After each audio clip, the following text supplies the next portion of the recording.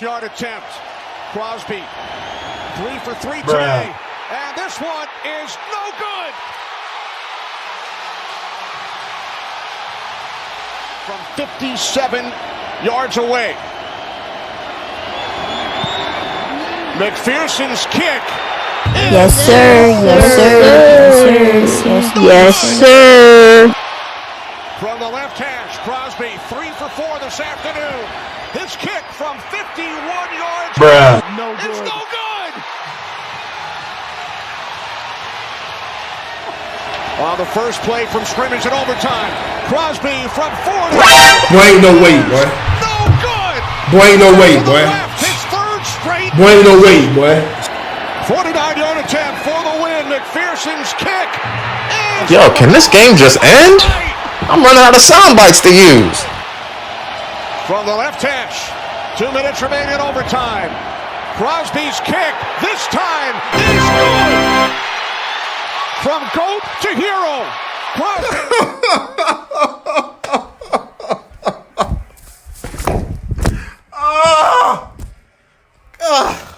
I'm never watching football again. God. I need 3 naps after that. People who don't watch sports, I envy you. Because y'all will never feel what I'm feeling right now. Football sucks. The naps were nice. What's good with y'all? It's your boy Papa Evil back again with another video. And here's my review on the Green Bay Packers 25-22 win over the Cincinnati Bengals last Sunday. And man, what a win it was. When I tell you this was the most stressful end to a sporting event that I've ever witnessed. Just the wildest conclusion.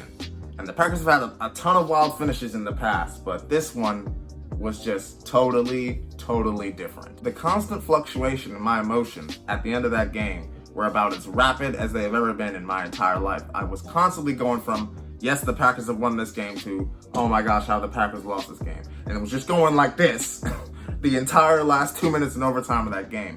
It was unreal. It was like the end of Infinity War, right? How the Avengers would do something amazing and gain the upper hand, but then 2 minutes later, Thanos would shut that nonsense down.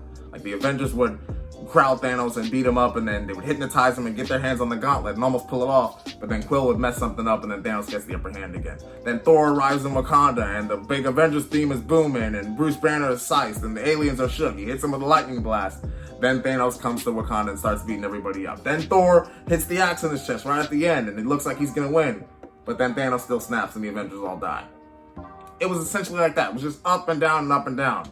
Except in my case, Thor actually did go for the head, aka Mason Crosby actually hit the field goal, and I'm actually able to record this video with a sound mind. So aside from the wacky field goal nonsense that happened later on in the game pretty much went how I expected. You know, the Bengals are a young, inexperienced team, but they've got a lot of talent. Got Joe Burrow under center, Jamar Chase, Joe Mixon, very talented offense, young defense that's been playing pretty well. But I just felt like we had a little bit more experience, a little bit more talent, and that would be able to take us to victory. And that's pretty much what we showed early on. Aaron Rodgers and the offense was able to move the ball relatively well, aside from the interception early in the first quarter where A-Rod was trying to do a little bit too much. Aaron Jones had 103 yards on the ground. A.J. Dillon, the quad father himself, with 4 catches and 49 yards out of the backfield.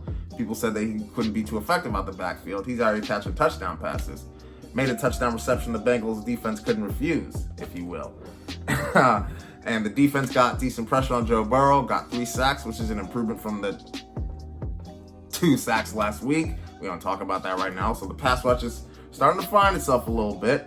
Defense got 2 takeaways, and yeah, the game was pretty much straightforward. Devontae Adams, almost forgot, with a career game, 11 catches, over 200 yards, and a TD, showing that he's still one of the best receivers in the league. In my opinion, the best. But yeah, our offense really did what we had to do. The reason this game was so competitive was because of the red zone. And this is on both sides of the ball. Going into the game, our defense had given up 18 straight red zone touchdowns, which is a very worrying stat. Because you go into the playoffs against these elite teams and they get inside the red zone and they're constantly getting 7, you never hold them to 3, that's a bit of an issue, you know. threes going into 7, that's just a +4, +4, +4. And all of a sudden a team that could have, I'm going to mess up the math, like 17 points, instead they end up having 28, which is a much bigger mountain to climb. So our defense has to shore that up. We did stop them in the red zone a few times today to end the streak, but that was pretty bad. On the offensive side of the ball, got into the red zone 5 times, only scored 2 touchdowns. Don't really love that. Got two field goals and then 1 field goal that was missed by Mason Crosby later on. So just not really good enough. And where the game really turned at the end is when Aaron Rodgers hits a deep pass over the middle to Davante Adams. It's 59 yards inside the 10-yard line. We're up 19-14 at this point. We go in and score on this drive, 26-14. Bengals probably go down and score. It's 26-21 with like 3 minutes left in the game. They try an onside kick. They mess it up. We get 1 first down. We kneel it. 26-21 into the locker room, onto the flight back to Green Bay. Doesn't happen like that. Instead of our offense making it a 2-possession game, essentially ending it because the Bengals wouldn't have enough time to score 2 touchdowns, 2 incompletions, a run, field goal, 22-14. And when the Bengals got the ball back, I just knew that they were going to go down and score and get the 2-point conversion. So that, our red zone offense is pretty bad in that case. But one worrying thing that, going back a little bit, one worrying thing that the defense showed me was it's 16-7, right? Because this is the second week in a row that this thing's happened, yeah? We're up 16-7. We just had a long touchdown drive. Touchdown pass to Davante Adams. We're up 16-7 with like a minute left in the half. If our defense just gets a stop and we go into the locker room up 9, Bengals do get the ball back, but we're up 9, got a decent bit of momentum going into the locker room. And this is the second road game in a row where our offense's long touchdown drive is undone by a defensive or a special teams lapse. 2 weeks ago against San Fran, it's the long touchdown run, and then all those red zone penalties leads to a Trey Lance touchdown run. And this week, we get Joe Burrow just heaving the prayer up there with 30 seconds left, all the time in the world in the pocket because everybody's covered. Jamar Chase gets into a little bit of a space. He's been playing fantastic this season, by the way. Gets a little bit of a space. And Darnell Savage, the cardinal sin of defensive backs is you don't lunge toward the ball when you are the last guy. When you are the last guy, you don't lunge toward the ball. You play the man, right? If Jamar Chase catches it, fine. It's better than our defense gets to live another day, gets to try to stop them. They're in field goal range. It's a big completion. You cannot just lunge towards the ball and leave the man unopened, because if you miss that ball, Jamar Adams moonwalks into the end zone. And that's exactly what he did. 16-14, long touchdown drive undone. Bengals go into the halftime with all the momentum. Don't really love that from Darnell Savage because he's not a young player. He's an experienced player. He should know better than that. But ultimately, it didn't end up costing us too much because in the second half, we got things going. But yeah, so going to the future a little bit, it's 22-22 now. Bengals have this long drive. It's tied 22-22. This is where the game goes wild. Packers got the ball back. First play of the drive, Aaron Jones immediately up the gut, 57 yards all the way inside the Bengals 20-yard line. So we're already in the red zone, already in business. I'm thinking, okay, we take some time off the clock, make them blow a timeout or two, get a touchdown, right? Make it 29-22, not just a field goal, and then defense gets one more stop. We win the game. That's not what happened. It gets to 3rd and long. Aaron Rodgers just misses Davante Adams on a deep out. He gets open. Aaron just misses him. Gets hit as he throws. So Mason Crosby comes out for a decent, 36-yard chip shot field goal. All right, I'm thinking he's going to knock it down. Hopefully our defense keeps him out of field goal range. We'll be in business. Mason Crosby misses the kick. Like I said, he missed this extra point earlier in the game, and he misses this kick. So it's looking pretty bad. And I'm just thinking, okay, well, I know how this game's going to end. They're going to be in great field position. They're going to go down. They're going to kick a field goal and win the game. Because when you miss a kick like that on the road, the opposing team going crazy, especially when you miss a 36-yard chip shot field goal, essentially, opposing fans are going crazy. Other team has great field position. They got all the momentum. They get a few first downs. They're in field goal range. They've already won a few games like this earlier in the season. Week 1 against the Vikings game, winning field goal. Last week against the Jaguars game, winning field goal to end the game. So I'm thinking, yeah, that's exactly what's going to happen. So they convert a few first downs. Their kicker steps up, kicks it, it's 57 yards, and it goes just off the post. And I'm out here relieved, celebrated, because there's 21 seconds left. We're going to have the ball near midfield. We just get 1 first down, quickly get down, spike the ball. Mason Crosby comes on, redeems himself, wins the game, just like 2 weeks ago against San Fran. And that's exactly what happened. First play, find Devontae Adams. He breaks a tackle. He gets down. We go down. We spike it, just like against San Fran. Aaron Rodgers spikes it. He's excited. He knows Money Mason's going to come on and redeem himself. And that doesn't happen. Surprisingly, the Bengals don't ice him, even though they have 2 timeouts left. So he just goes out and kicks it, and it just drifts wide left. Again, all of his missed kicks have drifted wide to the left thus far, by the way. I'm not sure what's going on with that. I don't know if it was the wind in Cincy or whatever. So, a surefire escape victory leaves us again. Bengals fans are cheering. They got another chance. Overtime comes. The Bengals win the toss. I'm like, okay, it's really over. There's no way they're going to mess this up. They're going to take the ball, immediately go down and score. I'm like watching the game sitting there half dejected like this. My head's on my hand. I'm just thinking like, this is just ridiculous. Then, first play of overtime, Devondre Campbell. What a season this guy's been having. If not for what Trayvon Diggs is doing in Dallas, I'd put Devondre Campbell as my sleeper defensive player of the year. He's been fantastic. Bunch of tackles, a couple of sacks, 2 interceptions already this season. Comes up with another big, huge takeaway, right? He reads Joe Burrow's eyes. He gets to the spot before Tyler Boykin gets there, right? Makes the interception. We got the ball deep in Cincinnati territory. So I'm thinking, okay, defense has made a play. Because I'm just thinking before overtime, if the defense can simply make a play here, get us the ball back, I think our offense could go down there and win this game. And I specifically said offense because I didn't want Mason Crosby to come back on the field again. All right, he's just missed 2 game-winning field goals, essentially. Let's not put the game on his foot, all right? Let's go run it in with the offense, win the game with Aaron Rodgers' arm rather than Mason Crosby's foot. We go into next week. Mason Crosby, he gets a week to get over it. Cool. Doesn't turn out that way, all right? We throw an incompletion. Aaron Rodgers takes a sack, and on 3rd and 15, Mason Crosby is trotting back on the field. Granted, it's a 40-yard field goal, so it's another makeable kick, but he just missed a 36-yarder 2 minutes ago. Why are we bringing Mason Crosby back on the field on 3rd down when we could try one more play towards the end zone? We could get a few more yards to make the kick easier. We just tried him out there when we have one more down to play with. It didn't make any sense, and because of that decision, I'm like, in the back of my mind, it's like, Mason Crosby, he'll probably hit it, but it's like, I wouldn't be that surprised if he missed it, given how his performance is going. And he missed it. Missed it. Hooked it left again. I'm just like, we really put the game in his foot for the 3rd time.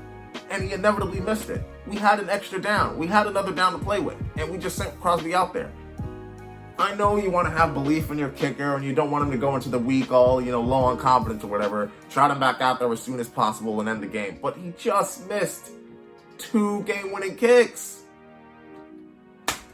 It just didn't make any sense to me. And at that point, that's when I knew, all right, yeah, this game was over. God does not want us to win this game. We have just passed up so many opportunities to win. We haven't taken any. The Bengals are going to go down. Their kicker's going to redeem himself, or they're going to score a touchdown, and they're going to win the game. I was just like, it's over at this point.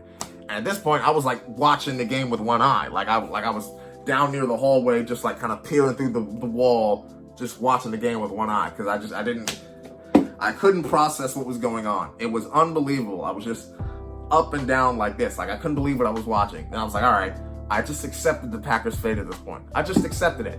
The game was over. We lost. So many missed opportunities. We're on to Chicago next week. Fine, whatever.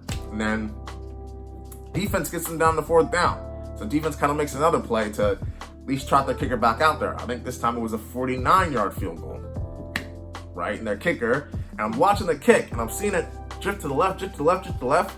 I think it's just outside, and it reaches just outside.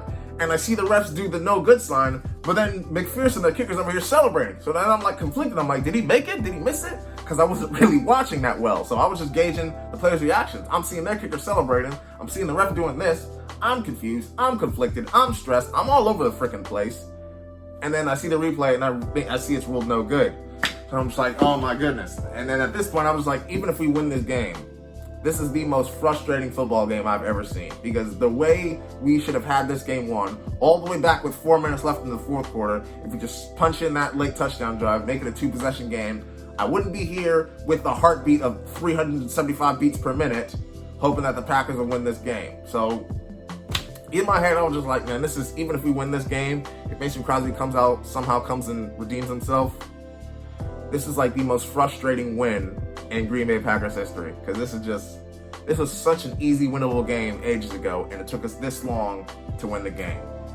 But evidently, our offense came on, did what they had to do. Big Dog, aka Mercedes Lewis, with a big screenplay, broke a bunch of tackles on the sideline. That was a huge play on 2nd and 10 after an incompletion. That was great. Then later on, 3rd and 16, Aaron Rodgers hits Randall Cobb deep over the middle, gets in field goal range. He's ruled down short of the first down. I'm thinking it's 4th and inches. Can we like sneak it or go for it? Because our kicker has missed a bunch of kicks. Evidently, it didn't turn out that way. Our kicking coach goes and tells Matt LaFleur, hey, Mason's got this. And so Mason Crosby trots back out there. And I'm just like, if he misses this kick, I'm turning this TV on and I'm not turning it back on for another 3 days. Because I was just like, I can't take it anymore. I don't care what else happens the rest of overtime. If he misses this, the game should just be called off and ruled a draw. I don't care if there was 2 minutes left. Because I was just over it. I was so over it. But thankfully, Mason Crosby stuck it through the uprights. And as he saw the other day, I just lost it. I'm never watching football again! You know, people around the league always talk about moral victories, where a team is playing against a team that's heavily favored against them, but yet they overachieve and they match that team play for play. And they fight hard and they fight all the way down to the final whistle, but then that favored team does, just enough to win the game. But even though the team loses, they showed a lot of fight, they showed a lot of passion, resolve, and you ultimately go into the locker room feeling good about yourself that, even though you lost the game, you feel really good about yourself and your team.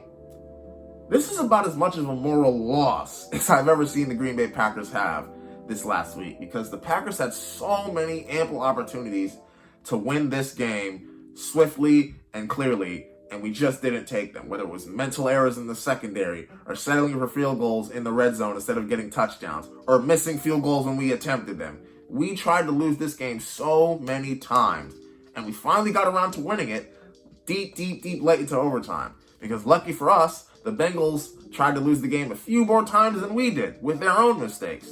And we eventually got out of there with the win. But a win like that just doesn't feel good at all. And the only thing that did feel good after that game was over was that it was over. And we could finally get on the plane and move on to Chicago next week. Anyways, that's going to be the video for today. Please like and subscribe if you enjoyed. And I think I'm going to go ahead and take another nap and try to forget that this game even happened. Peace.